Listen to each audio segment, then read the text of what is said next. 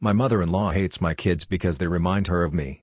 Now my husband's family thinks I'm the bad guy. My mother-in-law has 10 grandchildren, but mine are her least favorite. When the kids were younger and didn't understand the favoritism, it was somewhat tolerable. But now that they're older, they see the difference, and it's causing them a lot of pain. Visiting my in-laws has become an ordeal, especially when the other cousins are around. I've decided to remove this source of anxiety for my children by cutting off contact between them and my in-laws. Now, almost everyone in my husband's family, including my husband, is calling me the bad guy. Some say I'm arrogant and hateful, which is why my mother-in-law never liked me.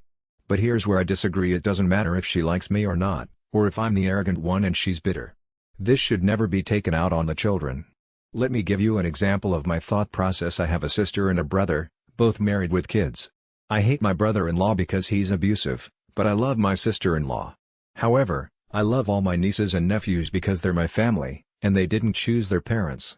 Similarly, my children are my mother-in-law's grandchildren and my husband's children, no matter who I am. Now, my mother-in-law is calling my husband every day, crying about being cut off from her grandchildren. I can't understand why she's so upset, considering she's never liked them. Is it because I finally said something? Another reason for my decision is that I don't want my children to resent their cousins for being treated better. It's not their cousins' fault that the adults are incapable of being civil. My husband says I have no right to make this decision alone, arguing that he has an equal say in who gets to see our kids.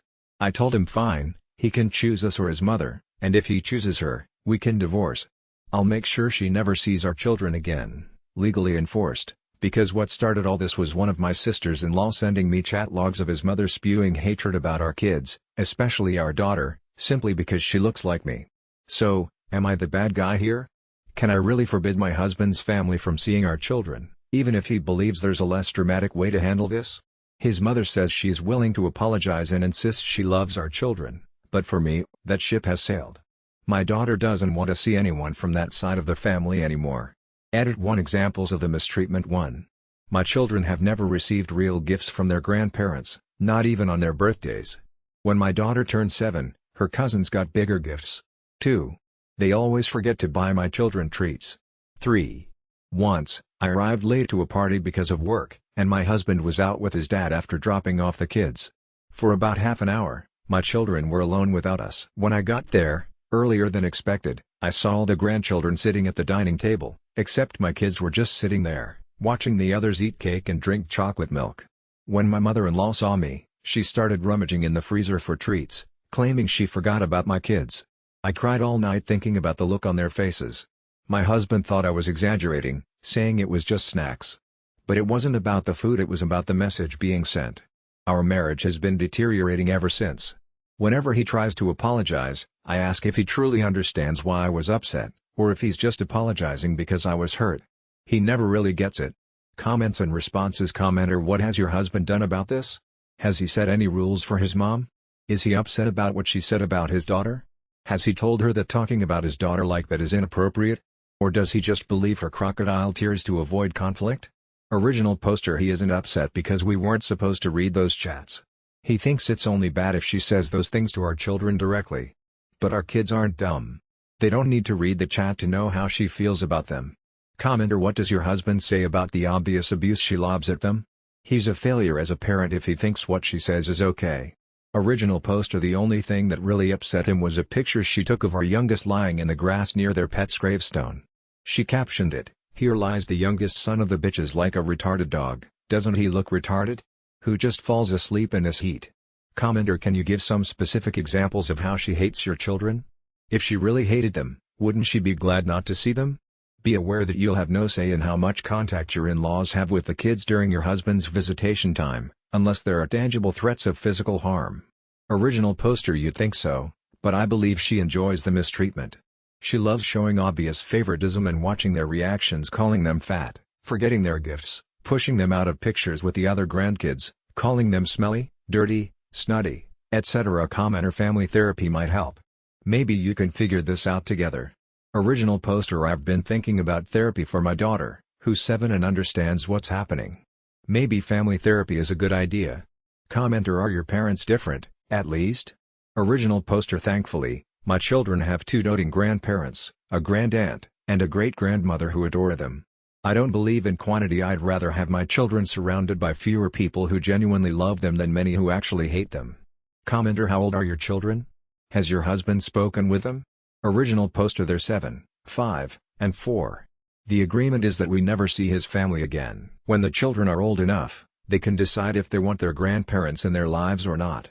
Otherwise, it's divorce, and I'll make sure everyone sees the hundreds of hateful messages she sent about my children. I can't publish the pictures she took to mock them, but I sure can use them in court. And I have witnesses who've seen and heard her call my kids smelly, disgusting, fat, or call my daughter an ostrich or giraffe. She has a long neck like me, and she tries to bow when her grandma is around to avoid being bullied. Final thoughts: making it clear that my children are hurting should be enough for people to understand my decision.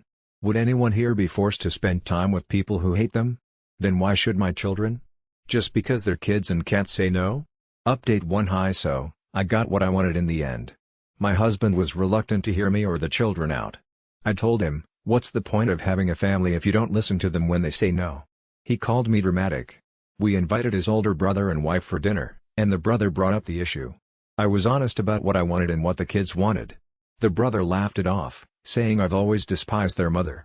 So, I asked if he'd read the chats between his wife, his sister, his mom, and the other sister-in-law, the one who ratted them out. At first, he denied it, then admitted he did. I asked what he would have done if their mother or mother-in-law wrote those things about his kids. He said, she would never dream of seeing them again, not even if hell froze over. So, I asked, then why should my kids be any different? He looked at me, then at my husband, and said, because I'm a real man. But your husband has always been a pussy. My husband was silent. I told them, well, I don't have balls, but your mother will never see my children again, not even if hell freezes over. So, tell that to anyone who cares. Later, my husband took our daughter out for dinner and a movie, a tradition of theirs.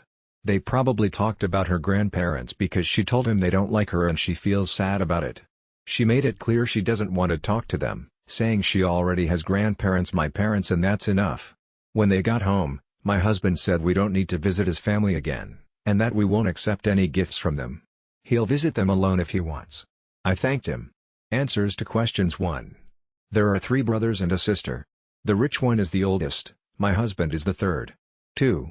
The brother mentioned in the update is the oldest. The sister-in-law who ratted them out is the youngest son's wife. Sorry for any confusion. Commenter: good for sticking up for your kids. I'd lose quite a bit of respect for your husband, though. Original poster: I have, to be honest. Hopefully, with some therapy, I can get over it. Commenter: I'm sorry, but you've still got a real problem. When you felt disrespected and your children were hurt, he wanted to change nothing. But when he felt disrespected, he decided it was time to make a change. Your husband should have stood up for you and the kids, even without his brother calling him out. Original poster: you're right. He admitted he felt bad about himself, but I can't find it in myself to care. Maybe I need to take a few steps back and evaluate our relationship. Or maybe we need couples therapy. Commenter: seriously, good for you. Your children are lucky to have you in their corner. Stay strong. Original poster: thanks. At least they have one parent who's willing to stand up for them.